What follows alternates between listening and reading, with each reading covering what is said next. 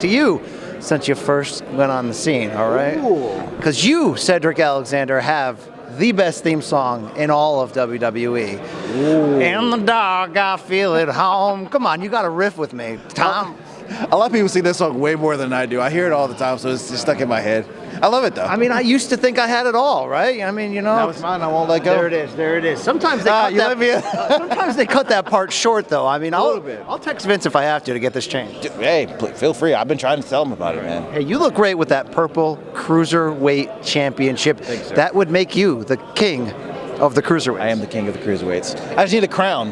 That'd be set. Speaking of that, I'll say it. We were robbed as fans of a Neville-Cedric Alexander feud that when this division was recreated, those were the two guys I pointed at. Ooh, well, we had that match one time on 205 Live, but, you know, if he's ever ready to come back and get back in the saddle, we can do it again. Hey, Mr. 14-pack, you want to come back? This guy's ready to... 14, you're being nice. He's probably got like 16 back. He's got amazing abs for a man that... All right. People should have been going nuts about 205 Live from the beginning. It's been a great show, although it's had different feel, different structure. Since the rumors is that Triple H is overseeing it, I don't know if that's true, it's gotten people extra excited. I absolutely love the crap out of where the show is going right now for a performer. How well received was this change for you? It was amazingly well received. It's one of those things where I knew the whole time that our work rate was up there. We're one of the best in-ring products in the company, in my opinion.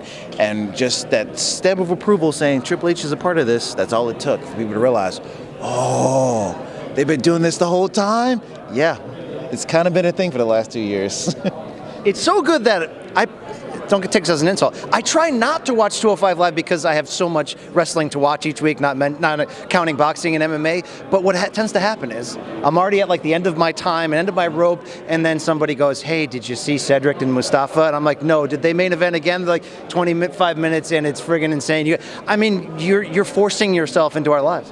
That's kind of the point, right? Like you said, you've been missing it. Well, we're gonna make you go back and watch it.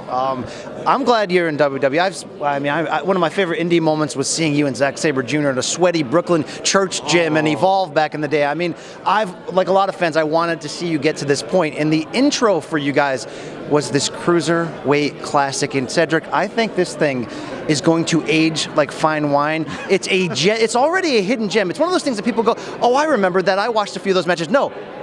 Go back and watch every single match because every single one. This thing, from Mauro Ranallo and Daniel Bryan's call to the insane matches. I mean, you had Coda in it. You had a big role in that.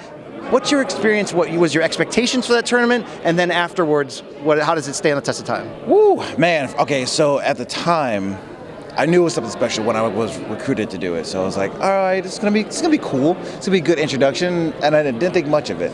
But then once we saw the production that was going into it and all the media, the presence it had, and the fans reacted to it, I was like, this is like the second coming of Cruiserweight Jesus or something. Like, what's going on here?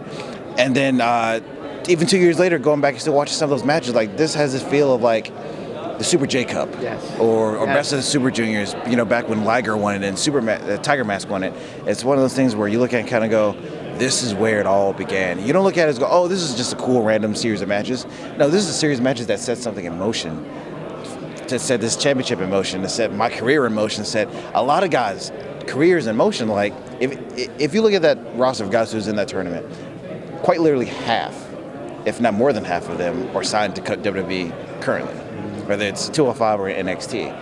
So that tells you right there how special it was. You know, inside the tiny arena there, the fans on top of you. Do you have a moment, either in a match you were in or one you saw, that sort of, if someone out there hasn't watched, that hit you right in the feel spot, as I like to say? Ooh. Man, that's hard. Oh, okay, well, of course I'm a little biased, because I have two. Number one is a friend of mine by the name of Mia Yim. Just recently was in the Mae Young Classic, and she got one of what people call the Cedric Alexander treatments. Is fans chanted us, "Please sign her," because she made such a great impression, and now she's waiting the trial to see what happens. But no, just seeing those fans react to her in that way, to me, was special. So good luck to Mia. Hopefully, I think she's gonna get it, but that moment right there when fans chanting "Please sign her" was very, very special. And then super biased on this one. My wife participated in the Mae Young Classic that was recently taped, and she did a great job.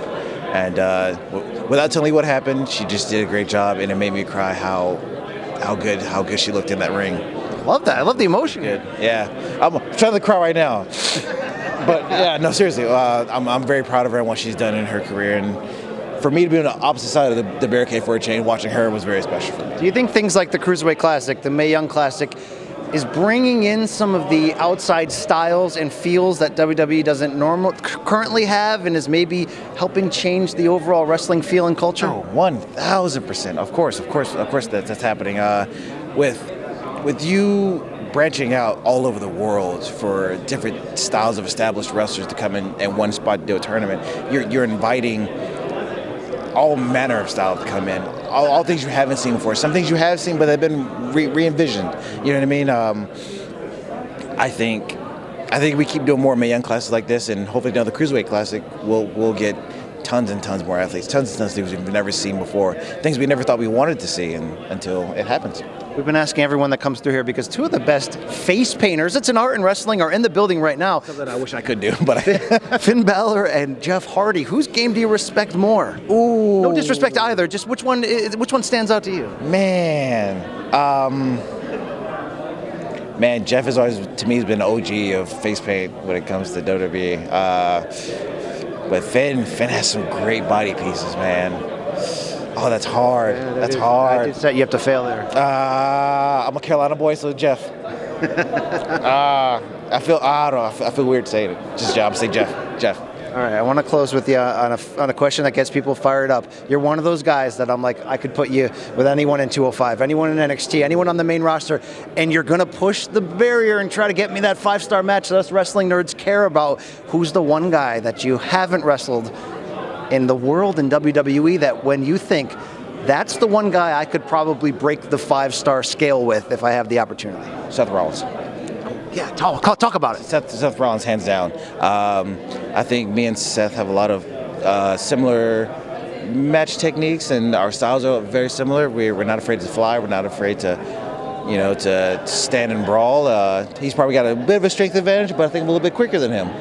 So I think me and Seth Rollins will be a very, very good match. Seth, that lumbar check is coming for you, bro. Ooh, it puts everybody away. CrossFit after that, right? I mean, come on. CrossFit that. There you go. CrossFit with a bad back. It ain't happening, sucker. That's what I'm talking about, because in the dark I feel at home. You're really trying to get me to sing this song, aren't you? I think it might change my life. Let's be maybe. Okay, I'll think about it. All right, time has passed. I know I'm growing. All right, used to be my happy home. Hey, great talking to you, Cedric Alexander. You're the best I got today in the cruiserweights. How about an epic feud with Buddy Murphy if I'm booking the damn territory? But hey, Mustafa Ali, great to watch that as well. Yeah, either one. Hey, why not make a triple threat? Wow. That's an experienced pro right there. Best of luck. Thank you for joining us. Thank you, sir. Appreciate it. Great stuff.